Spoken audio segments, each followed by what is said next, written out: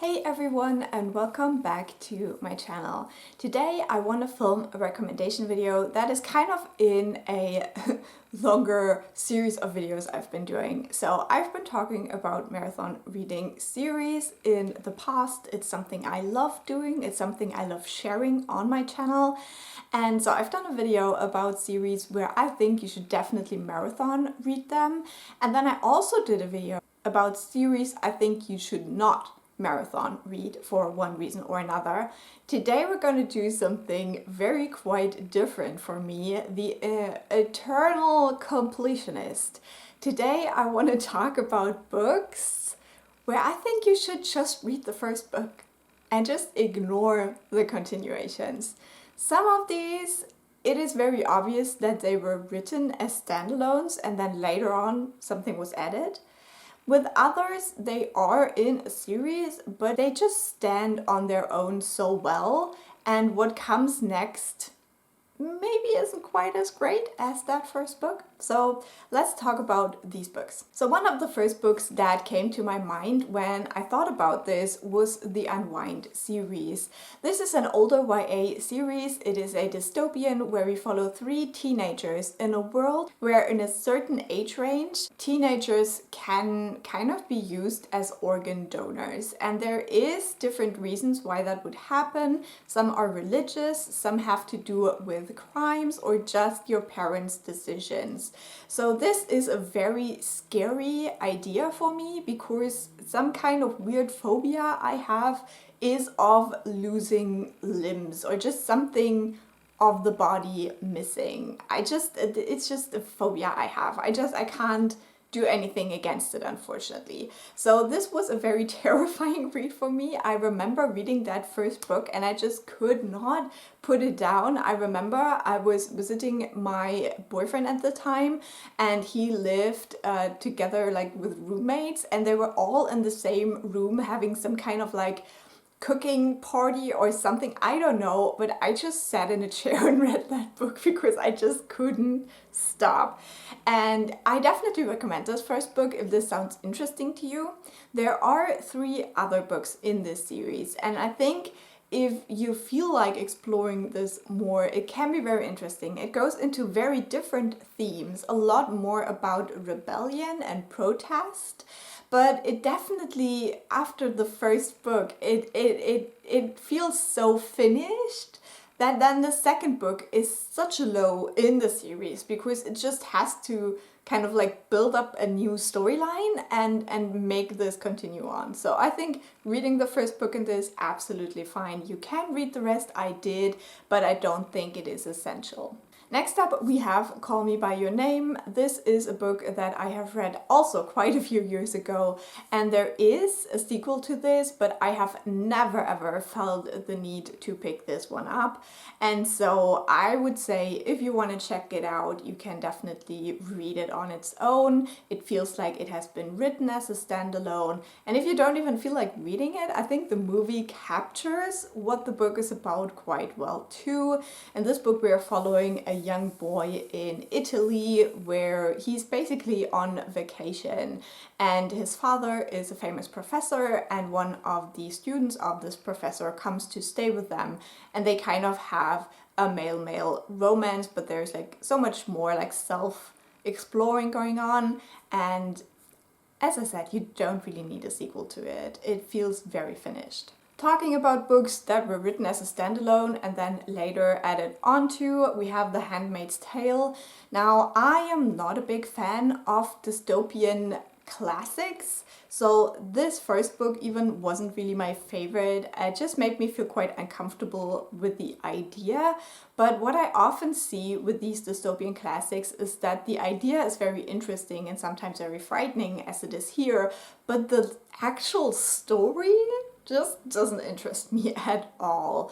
And so with this one, again, it was written as a standalone, so you can totally read it as a standalone. I never felt like I missed anything by not reading the testaments, and I haven't heard great things about the sequel in general. Again, a book that was definitely written as a standalone is We Were Liars. Now again, it has been so many years since I've read this book. I know even back then there was so much controversy. Like there were people who actually loved this book and were surprised by it, and then there were people who were like, it's so obvious and it's so bad.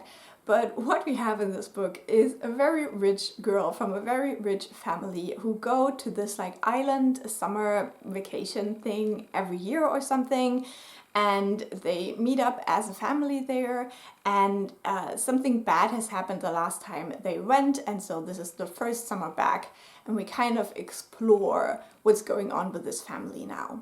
I think the ending was really strong, and I really don't know what you would add on to that, honestly.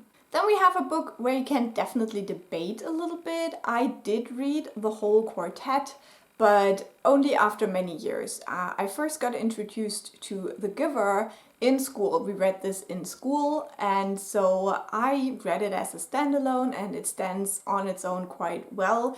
There are a lot of like unanswered questions in this one. This is also a dystopian, and this is a society where everyone is basically made the same, and there is like no colors, no variation, and everyone has a certain place in this society. So you could argue that this is a utopian story, but then there's also a layer of darkness to that, and we explore that with our main character. He starts learning about things that crack this utopian idea. There is 3 sequels, and they take part mostly in other parts of the world, so you don't really see this society so much anymore. I did enjoy all of these books, but I think if you read The Giver and you have all of these unanswered questions and you're like, oh my god, there's sequels, you won't get answers in those sequels. So don't expect that. They are very detached stories that are all very interesting on their own right, I would say, but don't expect the sequels to answer any of your questions. So you could totally just read The Giver and be fine. The next one is a book that just got a sequel quite recently, and for me at least that sequel was disappointing, and that is The House of Salt and Sorrows. Again, in my opinion, this was written as a standalone. It is a retelling of the 12 Dancing Princesses tale, and we follow a family with 12 sisters, and horrible things happen to them. This book had a brilliant atmosphere. It is set in this castle on the top of a cliff. You have the cold, raging sea vibes, and you have like ghostly spookiness. The vibe of this book is immaculate. If you go looking for that in the sequel that came out last year, you will not find this. It is set somewhere completely else with a different main character and a different kind of just everything to it. Like the only connection literally is that is one of the sisters. So I didn't feel it. I don't really see it. I will probably read the next book when it comes out, but just because I feel like the second and the third book are really a duology, we'll see.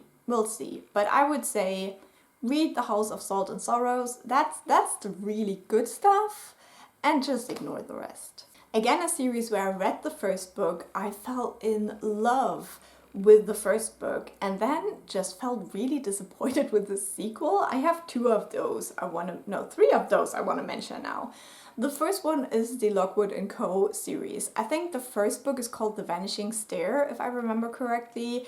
But no matter what it is called, I loved that first book. It is a middle grade, like young YA story about a world where there is ghosts, and the only people who can hunt the ghosts are teenagers. And we're following the only kind of agency of ghost hunter teenagers that is actually led by teenagers themselves. And it was so fun, it was so spooky, and the atmosphere was great. Now I have to say that I read the first book in English because I had access to it in English in the library where I lived.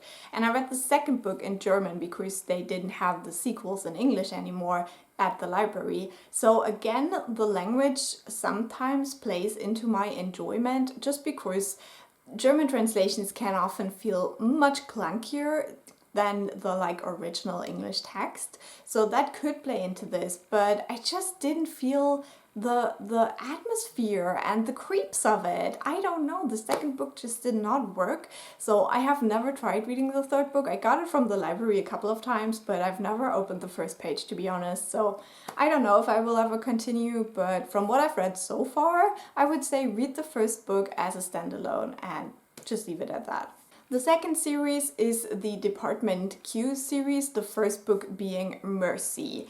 Now this is probably the best scary, thrilling thriller I have read in my whole life. We follow a cold case of a young female politician who has been abducted years ago, and everyone assumes she's dead. And it is about a police officer who is fallen from grace, who's trying to find her. And because we can also, or we get chapters from this missing woman, we know she's not dead. And so the cold case isn't really cold, and it's just so thrilling. It was thrilling till the last moment, and it was really good. Then I read the second book in this series, and it was just boring. It was, it just did not compare. Now again, I'm pretty sure I read the first book in German and the second book, no, I read the first book in English and the second book in German. I'm pretty sure because I got the second book from the library. But still, I think with a thriller, if the thriller isn't thrilling, it's not because of the language you're reading it in. And last but not least, another series where the atmosphere in the first book was everything. And the second book did not hold up, and I never tried continuing on from that. And that is with the first book, A Payback, so which I'm not quite sure what the series is called, Whistle Grove Witches, something like that. Yeah, where do I even start? This first book worked so well for me. It is a sapphic love story. We're following a young woman who goes back to her magical hometown that she fled after a very bad breakup with a guy. And she has to enter, or she doesn't enter the competition, she kind of hosts the competition. It's her family's job to host the competition, where this guy she had an ugly breakup from, and the family of her best friend, who he also manipulated and treated very badly, and another family with a very beautiful and mysterious kind of heiress. She's hosting that competition, and while trying to find a way to get revenge on her ex-boyfriend, she's also developing feelings for someone else. And the town, it was just all so autumnal and just Halloween-y, but in a cozy way, and it just felt right. This first book just felt right. The magical elements were really fun. I really enjoyed that as well. I wasn't expecting to be blown away by the magical elements, but it was really cool. I love a good tournament, you know? So that book just worked so well for me. And then the sequel was just bad. The love interest in the sequel was the ickiest man I had ever to read about in romance as a love interest. And so, yeah, I don't know, it just lost its spark, and I never could get myself to try the third book. So I would say read that as a standalone.